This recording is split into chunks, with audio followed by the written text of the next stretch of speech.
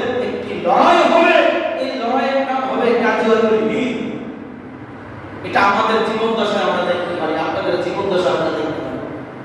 হতে পারে 10-12 বছরের ভিতরে হতে পারে। এটার নাম গাজওয়াতুল হিন্দ। নবীজি বলেন আমি পূর্ব দিক থেকে আমি বিজয়ের গ্রাম পাচ্ছি। নবীজি বলে গেছেন এটা হবে একটা গাজওয়াতুল হিন্দ হবে। এই গাজওয়াতুল হিন্দের 3টি দল থাকবে। এক দল কাফেরদের সংখ্যা দেখা বাইরে যাবে, নবীজি বলেন তারাই হবে জাহান্নামী। আরেক দল যখন আসবে তারা সবাই শহীদ হয়ে যাবে। তৃতীয় দল যখন আসবে তারা বিজয়ের গ্রাম পাবে। কিন্তু প্রথম দল বাইরে যাবে, তারা কি সব জাহান্নামী। দ্বিতীয় দল যারা আসবে, নবীজি বলেন বদরের সাহাবীরা বদর যুদ্ধ করে যেরকম শহীদের মর্যাদা পাইছে, মুসলমান শেষ জামানা গাজওয়াতুল হিন্দে যারা শহীদ হয় তারা বদরের যুদ্ধের সাহাবীদের সমতুল্য মর্যাদা পাবে। সুবহানাল্লাহ। আর যারা তৃতীয় দল আসবে তারা বিজয়ের গ্রাম পাবে। নবীজি বলেন আফসোস আমার প্রত্যেকটা মুমিন মুসলমান এই বিজয়ের গ্রাম পাবে না। কেন? 1000-এর ভিতরে 999 জন শহীদ হবে, একজন জিন্দা হবে। এই সংখ্যা আসতেছে 999 জন কি হবে? শহীদ হবে, একজন শহীদের গ্রাম পাবে। আর মুমিন মুসলমানের রক্তে মানুষের গলা হওয়া নাভি সমান এরকম জমিন হয়ে যাবে। এই জন্য মুমিন মুসলমান যুদ্ধের প্রস্তুতি নাও। যদি যুদ্ধের প্রস্তুতি না নেয় প্রথম দল যেন না হও। প্রথম দল মানে জাহান্নামী, দ্বিতীয় দল হও বদরের যুদ্ধের সাথে শামিল হও, তৃতীয় বিজয়ের কাফেলা। তাই আল্লাহ বলবেন যা তুই আমার জন্য শহীদ হইছ, তোর কোনো হিসাব নাই, তুই বিনা হিসাবে জান্নাতে। সুবহানাল্লাহ। বিনা হিসাবে জান্নাতে যাওয়ার দরকার আছে না নাই? যদি হিসাব নেয় তুমি ধ্বংস। কারোর কাছ থেকে যদি হিসাব নেয় সে কি ধ্বংস। হিসাব দিয়ে তুমি যাইতে পারবে না। তুমি এক সপ্তাহ হিসাব বলতে পারবা কোন জায়গায় কত টাকা বাঁচছো, কি খাইছো, এক সপ্তাহ হিসাব বলতে পারবেন? পারবেন? 60 বছর হিসাব কেমনে দিবেন? নামাজের হিসাব, রোজার হিসাব, যাকাতের হিসাব, গুনাহের হিসাব, আমলের হিসাব, কত হিসাব আছে, হিসাব দিয়ে দিবেন। আল্লাহ বলেন যার কাছে আমি হিসাব চাবো সেই ধ্বংস। আল্লাহ রাসূল সাল্লাল্লাহু আলাইহি ওয়াসাল্লামের সাহাবীরা জিহাদের জন্য কিরকম পাগল করা ছিল। যখন নবীজি জিহাদের জন্য, ইসলাম চিন্তার জন্য এক মহিলা ঘরে বৈশা বৈশা কান্না করতেছে। ইতিমধ্যে 10 বছর 6 বছরের বাচ্চা এসে বলতেছে মা কেন আপনি কান্না করেন? বলছে বাবা আমার যদি একটি উপযুক্ত সন্তান থাকতো তাহলে আমি তাকে জিহাদের ময়দানে দিতাম। সন্তানরা মার এই কান্না দেখা নবীজির দরবারে গেলেন, বললেন ইয়া রাসূলুল্লাহ আপনি আমাদেরকে জিহাদে নেন, আমার মা শহীদের মা হতে চায়। সুবহানাল্লাহ। আমার মা শহীদের মা হতে চায়। শহীদের পুরস্কার কি? আল্লাহ বলেন শহীদ মরবে আর জান্নাতে যাবে। সুবহানাল্লাহ। এত তো বড় কাজ আছে। জলে মরবে, ভুইলা মরবে, শাস্তিও আছে। কিন্তু শহীদি করম কি? মরবে কারা জান্নাতে যাবে। আল্লাহ পাক রব্বুল আলামিন বলেন বান্দা আমি জিহাদ ফরজ করে দিয়েছি, তুমি যদি জিহাদে অংশগ্রহণ করো, শহীদ হও, আমি আল্লাহ পাক রব্বুল আলামিন তোমাকে পুরস্কার দিব 6টি। কয়টি? 6টি পুরস্কার দিবেন আল্লাহ তাআলা। তুমি যদি শহীদ হও, শহীদরা মরে না, শহীদরা কি হয় না? ওয়ালা তাহসাবান্নাল্লাযীনা কুতিলু ফি সাবিলিল্লাহি আমওয়াতান বাল আহইয়াউন 'ইনদা রাব্বিহিম ইউরযাকুন। আল্লাহ পাক রব্বুল আলামিন বলেন নবীজি আপনি মনে করছেন শহীদরা মারা যায় না, শহীদরা মরে না। শহীদরা আমি তাদেরকে রিজিক খাওয়াইয়া আমি কবরের ভিতরে তাদেরকে জিন্দা রাখি। সুবহান।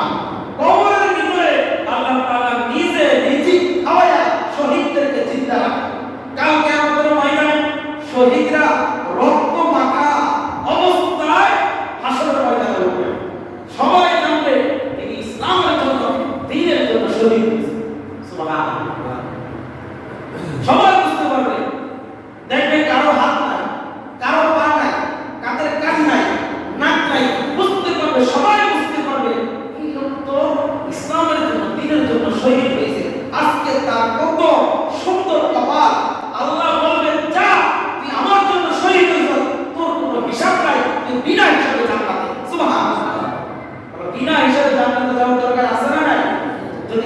নেয় তুমি ধ্বংস।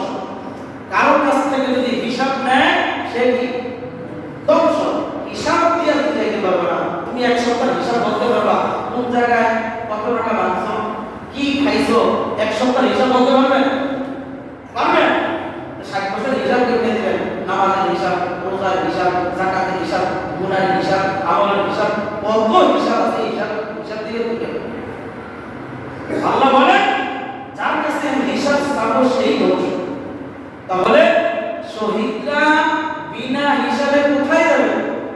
জান্নাতে যাবে। কাফেরদের থেকে মুসলমান আত্মরক্ষার জন্য জিহাদ করতে হবে। জিহাদ কি?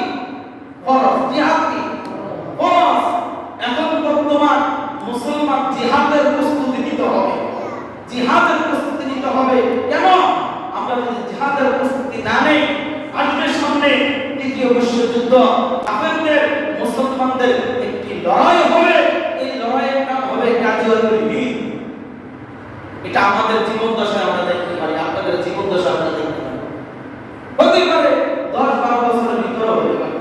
এটার নাম গাজিয়াতুল হিন্দ। নবীজি বলেন আমি পূর্ব দিক থেকে আমি বিজয়ের গ্রাম পাচ্ছি। নবীজি বলে গেছেন এটা হবে একটা গাজিয়াতুল হিন্দ হবে। এই গাজিয়াতুল হিন্দের 3টি দল থাকবে। এক দল কাফেরদের সংখ্যা দেখা বাইরে যাবে। নবীজি বলেন তারাই হবে জাহান্নামী। আরেক দল যখন আসবে তারা সবাই শহীদ হয়ে যাবে। দ্বিতীয় দল যখন আসবে তারা বিজয়ের গ্রাম পাবে। কিন্তু প্রথম দল বাইরে যাবে, তারা কি সব জাহান্নামী। দ্বিতীয় দল যারা আসবে, নবীজি বলেন বদরের সাহাবীরা বদর যুদ্ধ করে যেরকম শহীদের মর্যাদা পাইছে, মুসলমান শেষ জামানা গাজিয়াতুল হিন্দে যারা শহীদ হবে তারা বদরের যুদ্ধের সাহাবীদের সমতুল্য মর্যাদা পাবে। সুবহানাল্লাহ। আর যারা তৃতীয় দল আসবে তারা বিজয়ের গ্রাম পাবে। নবীজি বলেন আফসোস আমার প্রত্যেকটা মুমিন মুসলমান এই বিজয়ের গ্রাম পাবে না। কেন? 1000-এর ভিতরে 999 জন শহীদ হবে, একজন জিন্দা হবে। এই সংখ্যা আসতেছে 999 জন কি হবে? শহীদ হবে। একজন শহীদের গ্রাম পাবে। আর মুমিন মুসলমানের রক্তে মানুষের গলা হওয়া নাভি সমান এরকম জমিন হয়ে যাবে। এই জন্য মুমিন মুসলমান যুদ্ধের প্রস্তুতি নাও। যদি যুদ্ধের প্রস্তুতি না নেয় প্রথম দল যেন না হও। প্রথম দল মানে জাহান্নামী। দ্বিতীয় দল হও বদরের যুদ্ধের সাথে শামিল হও। তৃতীয় বিজয়ের কাফেলা। তাই ইসরাইল, ভারত, হিন্দুরা, ইহুদিরা মুসলমানের উপর যে অত্যাচার করতেছে, বলেন তো এটা কি জিহাদ না সন্ত্রাসী? বলেন তো এটা কি সন্ত্রাসী? ইসরাইল যেই হামলা করতেছে গাজার মুসলমানের উপরে, শিশুদের উপরে, ইমাম মাহদী আসা অতি সন্নিহিত। তাই জন্য তারা বাচ্চাগুলি হত্যা করতেছে যেন ইমাম মাহদী না হয়। আল্লাহ তাআলা ফেরাউনের ঘরে ফেরাউন শিশু বাচ্চা হত্যা করছে কেন? যেন মুসা আলাইহিস সালাম ধর্ম গ্রহণ না করতে পারে। আল্লাহ তাআলা মুসা আলাইহিস সালাম তার ঘরেই পালন করছে। ঠিক কি না? ঈসা আলাইহিস সালাম যেন না আসতে পারে, ওই জামানার বাদশা ঈসা আলাইহিস সালামকে যেন না আসতে পারে তার জন্য হত্যা করছে। ঠিক ইসরাইলও যেন শিশু বাচ্চা হত্যা করছে যেন ইমাম মাহদী যেন না আসতে পারে। এই জিহাদের প্রস্তুতি নেন। জিহাদের জন্য অগ্রসর হও। মুসলমান আপনি মনে করছেন সিরিয়ার মুসলমান কাকা করে না, ইহুদিদের টার্গেট গাজা না, সিরিয়া না, ইহুদি এবং খ্রিস্টানদের টার্গেট প্রত্যেকটা মুমিন মুসলমানদের ইসলামী রাষ্ট্রকে দখল করবে। তারা বলে দাজ্জাল নাকি তাদের সাথে দেখা হয়ে গেছে। তাই জন্য আমাদের প্রস্তুতি নেওয়া। দাজ্জাল থেকে আল্লাহ তাআলা আমাদের প্রত্যেককে হেফাজত করুন। অনেক বড় বড় আল্লাহওয়ালা মানুষ দাজ্জালের অনুসারী হয়ে যায়। এজন্য আমি আপনি কিছু না, তাই জন্য আমরা দাজ্জাল থেকে আমরা আল্লাহ তাআলার কাছে ক্ষমা চাই। বলছে যে শহীদ হবে আল্লাহ তাআলা তাকে প্রথম পুরস্কার দিবে, তাকে বিনা হিসাবে জান্নাত দিয়ে দিবে। সুবহানাল্লাহ। 6টা পুরস্কার। 2 নম্বর পুরস্কার আল্লাহ তাআলা দুনিয়াতে তাকে শহীদ হইতেছে, দুনিয়া থেকে তার চক্ষু বন্ধের আগে আগে তার জান্নাতের স্থানটা কোথায় ওই জায়গাটা দেখিয়ে দিবে। সুবহানাল্লাহ। 3 নম্বর আল্লাহ পাক রব্বুল আলামিন বলেন তাকে আমি কবরের আযাব থেকে হেফাজত করব। সুবহানাল্লাহ। 4 নম্বর কিয়ামতের কঠিন দিবসে আধা হাত করে সূর্য থাকবে, জমিনটা তামা থাকবে। ওই মুহূর্তে যারা শহীদ হবে তাদেরকে আল্লাহ নিরাপদে রাখবেন। সুবহানাল্লাহ। 5 নাম্বার, আল্লাহ পাক রব্বুল আলামিন তার সাথে 72টা ভুলে বিবাহ দিবেন এবং আল্লাহ পাক রব্বুল আলামিন তাকে এর মর্যাদা দিবেন। বলা হয়েছে কি 70টা জাহান্নামীদেরকে তার সুপারিশে জান্নাতে দিতে পারবে। সুবহানাল্লাহ। আরেকটি পুরস্কার আল্লাহ তাআলা দিবেন, তাকে এরকম একটি মুকুট পরাবেন, পাথর মরহখচিত এরকম একটি মুকুট পরাবেন, টুপি পরাবেন।